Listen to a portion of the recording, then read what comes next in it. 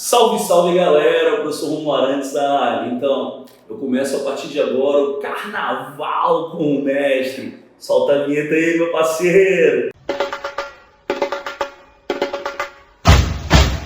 Tamo junto. Vamos à primeira questão que eu sugiro que você responda no sábado de Carnaval. É isso aí. Olha só, tu tens um texto base como referencial, esquece o texto, vai direto para o enunciado e vai marcando quais são os elementos fundamentais para a resolução. Olha só, olha o enunciado, por gentileza. O verso, tem um destaque, né? Nós temos uma citação. Nós temos aqui uma citação. É tempo de formar novos quilombos. É um exemplo de... Parou. É tempo de formar novos quilombos. Interessante, porque há uma intertextualidade que se opera através de uma alusão. Quilombo, como se chamavam os espaços de resistência durante a escravidão. Então, quando se diz é tempo de formar novos quilombos, nós temos uma metáfora. O que é uma metáfora? Metáfora é uma figura de linguagem muito comum, a mais usual, inclusive, presente na maior parte das construções literárias. A metáfora se processa quando você faz uma comparação entre dois elementos, por existir entre eles algo em comum. Detalhe, algumas pessoas confundem metáfora com comparação ou símile. A diferença é sutil. Na metáfora, você não tem termo comparativo, portanto o processo é subjetivo.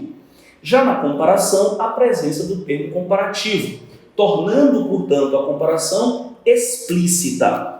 Exemplo, amor é fogo, verso célebre do Camões. Amor é fogo é uma comparação implícita, subjetiva. Eu só posso imaginar por que o meu livro está comparando o amor com o fogo. Porém, adaptando o verso camoniano, eu posso dizer que o amor é quente como fogo, ou que o amor é tão letal quanto.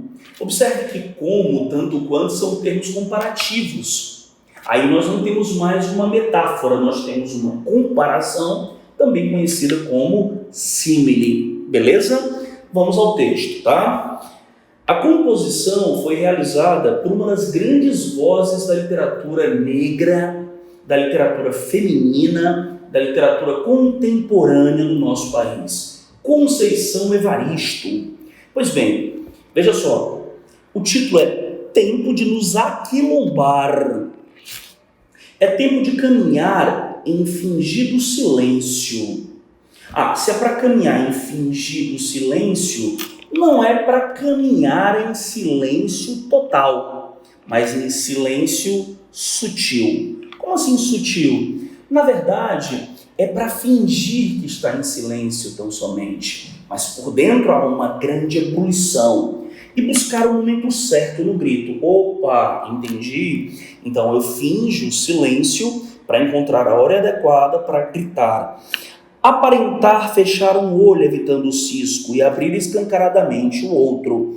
Então você fecha um olho e você abre o outro. Interessante esse trabalho com opostos. Isso expressa muito bem o propósito de fingimento. Estou fingindo que estou alienado, mas na verdade é porque eu estou aguardando o melhor momento para me posicionar de forma engajada. É tempo de fazer os ouvidos moucos, ou seja, fingir que não ouço, para os vazios lero-lero, e cuidar dos passos assustando as vias e se vigiando atento que o buraco é fundo. É tempo de ninguém se soltar de ninguém, mas olhar fundo na palma aberta, a alma de quem lhe oferece o gesto, o lançar de mãos, não pode ser algemas, e sim acertada tática, necessário esquema.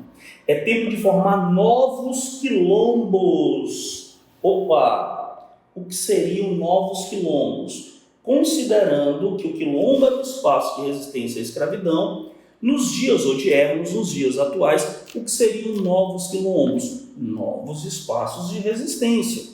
Há situações de opressão e violência experimentadas na contemporaneidade.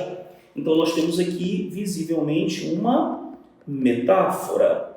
Uma metáfora bem simples de entender, facilmente identificada, né? Uma metáfora bem tranquila de entender, de visualizar. Olha só, nós temos uma metáfora, tá bom? Pois bem, aí veja só, em qualquer lugar que estejamos e que venham dias futuros, salve 2020, a mística quilombola persiste afirmando: a liberdade é uma luta constante.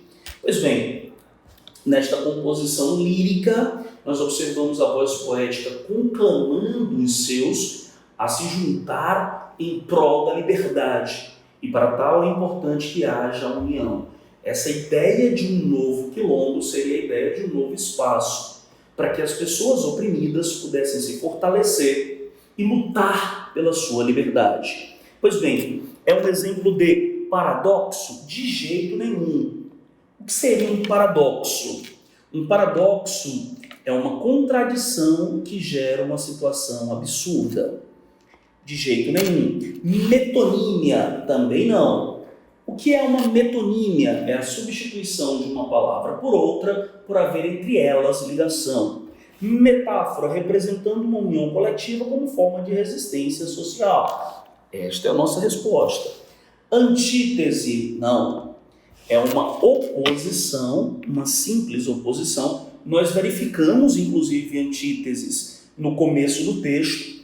Essas antíteses, elas não podem ser entendidas como resposta, porque nós precisamos da figura de linguagem que aparece especificamente na parte destacada no enunciado. Embora o texto apresente antítese, não, a resposta não será antítese. Uma grande confusão que as pessoas fazem, antítese e paradoxo. Por que confundem? Porque são figuras muito parecidas mesmo. Antítese, uma simples oposição. Paradoxo, uma oposição complexa que gera sempre uma sensação de absurdo. Se eu tenho uma simples oposição, tal como de repente do pranto, de repente do riso se fez pranto. Riso e pranto. De repente, eu posso parar de sorrir e começar a chorar? Seguramente. Se é uma simples oposição, antítese. Agora, quando eu digo é um contentamento descontente, é possível que algo seja ao mesmo tempo e no mesmo momento sinônimo de alegria e de tristeza? Absolutamente. No segundo caso, nós temos uma contradição que gera exclusão, uma contradição que gera uma sensação de absurdo, portanto, um paradoxo. É uma simples oposição? Antítese. É uma oposição que gera um absurdo? Paradoxo. Tranquilo? Hipérbole. Hipérbole é o exagero intencional. Desta forma, a nossa resposta é a letra C. Valeu, galera!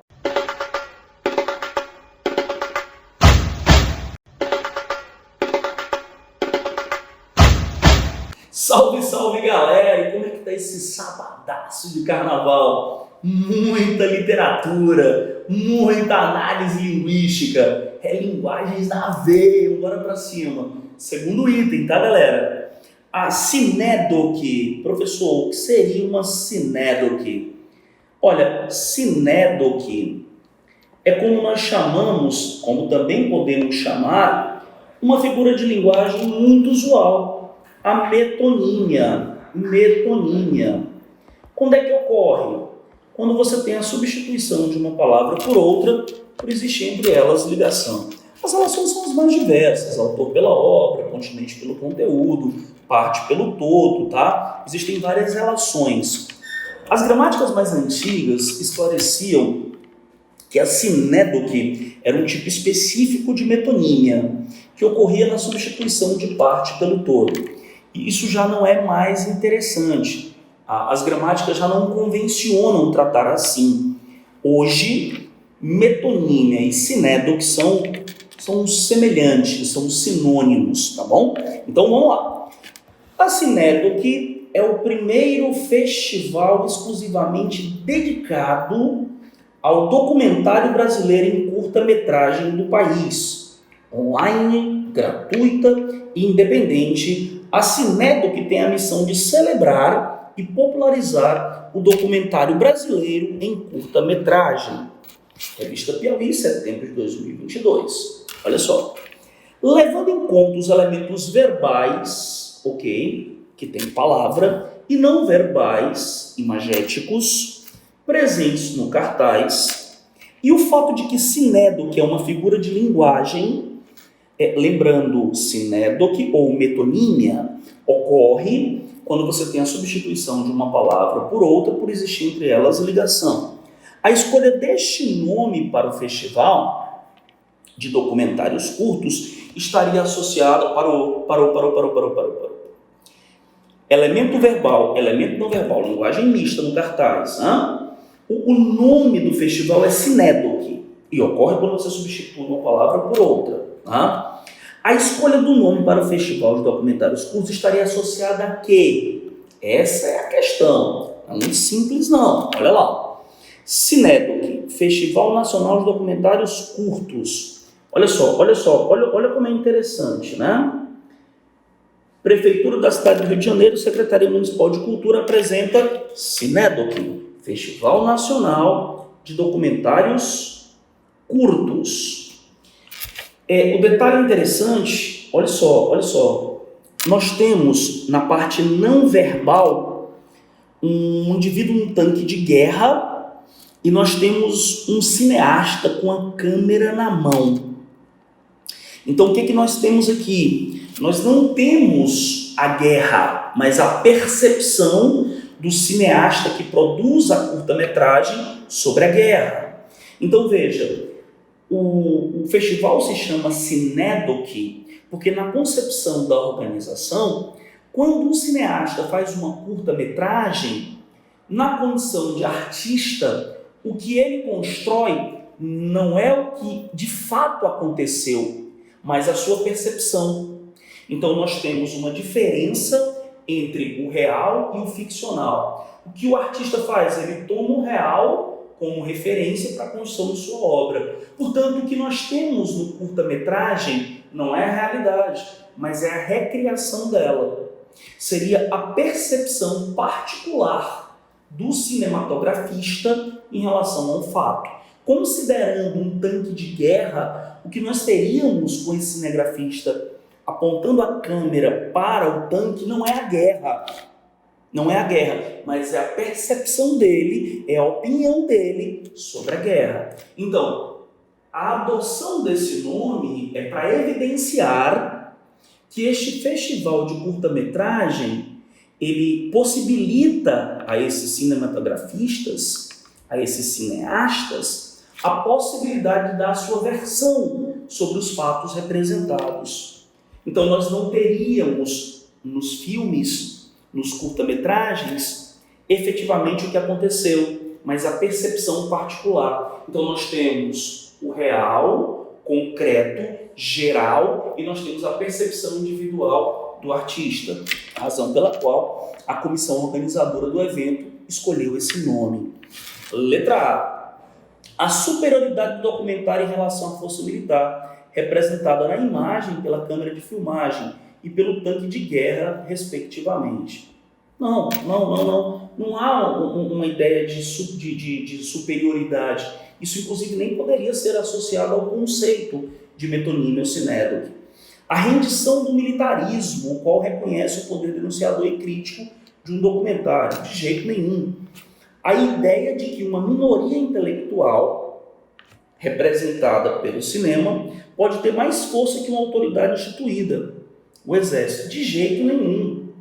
D. Ao ofício do documentarista, que revela em curta-metragem o mundo todo, por meio do seu ponto de vista, que é apenas uma parte. Então nós temos na representação gráfica imagética o indivíduo com a câmera na mão de frente para o tanque de guerra. Isso evidencia que, assim como uma metonímia ou sinédoque, nós temos a visão particular do artista sobre o todo, que é a realidade concreta. Nós temos, portanto, letra D. Ao fato de uma câmera ser usada como arma de denúncia e de registro das arbitrariedades praticadas pelos militares. Em absoluto. A ideia de metonímia está relacionada à substituição de uma coisa por outra.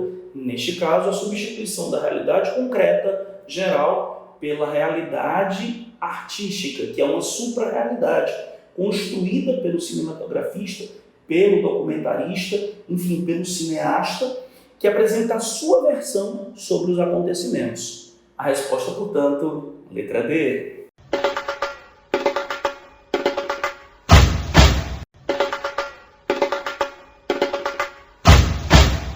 Salve, salve, galera! Sabadaço de carnaval, chegamos ao item 3. Assinale a alternativa que aponta, respectivamente, o recurso estilístico. Lembrando, recurso estilístico é figura de linguagem, tá bom? Recurso estilístico é figura de linguagem, morreu, tranquilo. Empregado pelo compositor e o efeito de sentido pretendido. Beleza. Então, a figura de linguagem e o efeito, ou seja, a consequência no receptor. Então, o emissor construiu a mensagem, mas ele construiu uma mensagem poética, usando figura de linguagem. Eu preciso identificar qual é a figura de linguagem que aparece e qual é a consequência dela na percepção do receptor. Bem tranquilo. Vamos lá, né? Vamos lá. Considere os seguintes versos da música Os Quereres, do grande Caetano Veloso. Onde queres revólver, sou coqueiro. Onde queres dinheiro, sou paixão. Onde queres descanso, sou desejo. Onde queres desejo, queres não. E onde sou só desejo, queres não. E onde não queres nada, nada falta. E onde voas bem alta, eu sou o chão. E onde pisas o chão, minha alma salta. E ganha liberdade, amplidão. Por favor, perceba que o texto foi todo constituído por um antagonismo, por uma oposição. Observe. Você, interlocutor, queres revólver, queres violência. Eu sou só sossego, eu sou um coqueiro. Você deseja dinheiro, mas eu não quero dinheiro. Eu quero é paixão. Você quer descanso, mas eu quero é aproveitar, é fruir, é curtir. E onde sou só desejo, aí você não quer. Então há um descompasso ou desencontro. Onde não queres nada, nada falta. E onde voas bem alta, aí eu tenho o chão. E onde pisas o chão, aí eu já vou embora.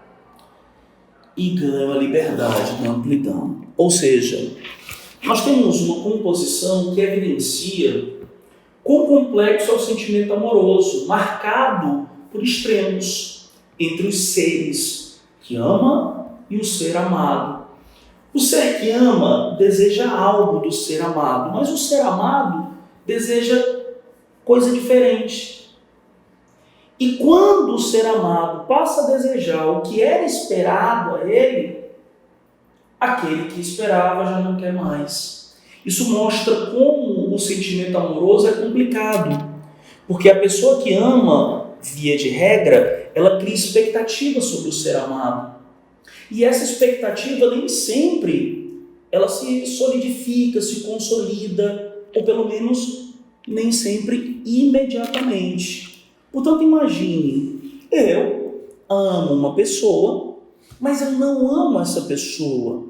Eu amo o que eu gostaria de encontrar nessa pessoa. Quando eu olho para a pessoa, eu transfiro para ela algo de mim. Como não encontro, eu fico frustrado. E aí, depois de um tempo, o outro, ele de repente está preparado para me entregar o que eu desejo. Só que eu já não me interesso mais. A natureza amorosa é apresentada como complexa por ser essencialmente contraditória. Bem, sendo assim, o recurso estilístico foi sinestesia. Tá errado, cara. A sinestesia ocorre quando o que interessa é a fusão de sensações. É quando você tem um cruzamento dos sentidos. Antítese tem rumo? Tem rumo. Paradoxo, tem rumo. Essas figuras de linguagem são muito próximas e estão relacionadas à contradição. O que vai definir, portanto, se a resposta é B ou C é a complementação da alternativa. Eufemismo, não. Essa é a suavização da expressão. Repetição. Nós temos repetição anafórica na construção. Repetição, surpresa em relação às oposições dos sujeitos envolvidos. É para assinar uma alternativa que traga a figura de linguagem e o efeito gerado. A repetição, ela não gera surpresa. Ou seja, a alternativa tem um erro de origem. Então, de fato, ficaremos entre as letras B e C. Antítese. Perfeito. É possível, por exemplo, que eu queira algo forte, intenso, violento no amor e o outro queira algo mais tranquilo? Claro. Portanto, essa oposição não gera exclusão. Constatação das diferenças de opinião. É exatamente isso. Paradoxo. Aí eu preciso de ideias conflitantes e que se excluam. Reforço das paixões dos interlocutores. As oposições presentes, elas servem para mostrar quão diferentes são os seres. O emissor e o receptor. Quem ama e o ser amado. O paradoxo, se aparecesse na construção, ele estaria para evidenciar isso. Para evidenciar que os seres envolvidos na situação amorosa são tão diferentes que eles se excluem. Nessa configuração, a resposta a marcar é a letra B. Antítese, de fato, nós temos pares antitéticos, contrários, que evidenciam quão diferentes são os indivíduos quando estão amando, como suas opiniões são diferentes em relação ao amor. A resposta, portanto, letra B. Valeu, galera!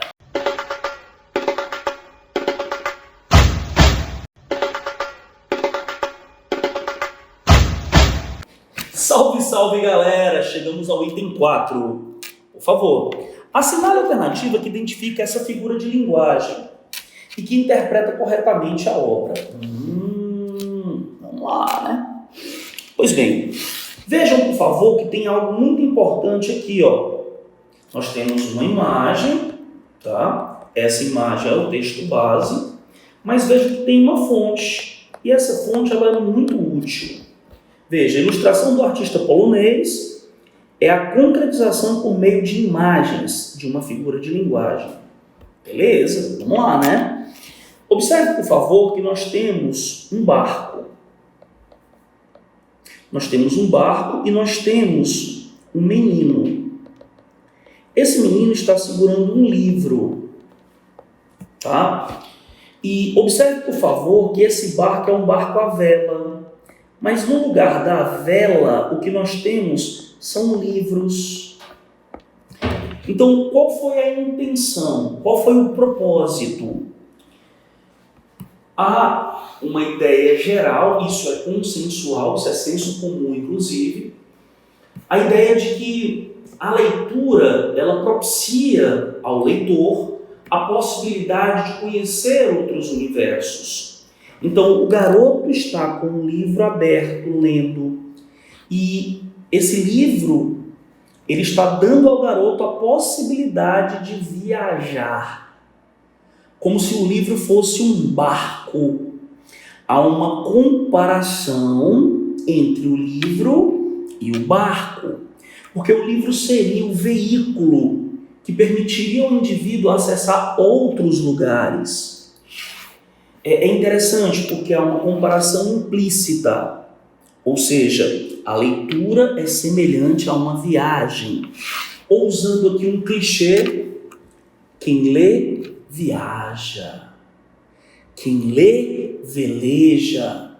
Quem lê é embarcado, embalado por todo o processo de leitura. Pois bem, vamos lá. Sinestesia, pois há uma fusão de sensações visuais e auditivas. Não, de jeito nenhum. Personificação, pois dá ao livro a capacidade de voar. De jeito. O propósito não é atribuir característica humana ao livro. O propósito é correlacionar o livro a um barco pela possibilidade de viajar, de conhecer novos espaços. Onomatopeia. Onomatopeia é uma figura de som. Ocorre quando o propósito é a reprodução de um som ou ruído, pois apresenta-se ruído de objeto. Não. Metáfora, pois atribui-se à leitura a capacidade de transportar os indivíduos a outras realidades, comparando-se a uma viagem. Quem lê, viaja. Letra E, metonímia, pois o livro é utilizado como símbolo para representar o desenvolvimento cultural e o jovem como futuro da sociedade. Não. Veja, a diferença entre metáfora e metonímia é bem sutil. A metáfora é uma comparação entre dois elementos. A metonímia é a substituição de um termo por outro. Bem, agora há pouco, ao responder uma questão que trazia como referencial um cartaz que mencionava um festival de curta-metragem chamado Metonímia ou Cinédoc, eu explicava. Ali nós tínhamos a parte que era a percepção do artista pelo todo, o fato, né? Fato geral. Então, nós não temos, neste caso em particular, metonímia, porque nós não temos a relação sendo estabelecida em substituição, e sim em comparação. Quem lê, viaja. A nossa resposta, portanto, letra D. Valeu, galera!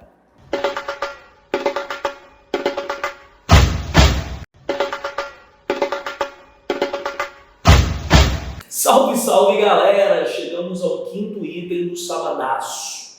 E aí, tio? E aí, o que a gente faz depois? Bem, depois você pode dar uma revisada neste conteúdo. Você pode buscar uma ferramenta, e eu vou oferecer essa ferramenta para você. Vou disponibilizar no link o acesso ao material teórico, que vai te permitir revisar o conteúdo, dar uma aprofundada nas informações. E aí, no seu checklist do planner de carnaval, você vai, ok, finalizei aqui o trabalho, realizei o serviço. Bem, figuras de linguagem, conteúdo muito importante, muito interessante para os vestibulares de uma forma geral e muito sutil na prova do Enem. Vamos fortalecer, estamos no começo da preparação e nós já podemos sair na frente, conseguindo entender perfeitamente o conteúdo, mitigando qualquer dúvida que possa surgir. Para explicar um machuco, o autor recorreu à construção linguística de caráter. Vamos lá. Se eu tenho uma palavra sendo explicada por palavras, eu tenho um processo autoexplicativo. Esse processo é metalinguístico, tá bom? Isso é uma inferência que eu já estou fazendo aqui, considerando o enunciado. Para explicar machuco, está entre aspas, portanto é uma citação do texto, o autor recorreu à construção linguística de caráter. Naturalmente esse texto é metalinguístico, mas ele quer saber o seguinte: que tipo de construção linguística foi utilizada? Que tipo de construção? Então vamos lá. José Saramago é o que aponta a fonte. Aqui é o grande nome da literatura contemporânea em língua portuguesa. O único escritor do nosso idioma a ganhar o Nobel de Literatura em 1998, prêmio da Academia Sueca. Referência das referências. Este texto segue a estrutura formal característica do escritor português José Saramago. Nele, as falas que compõem o diálogo, em itálico, se iniciam com letra maiúscula após a vírgula.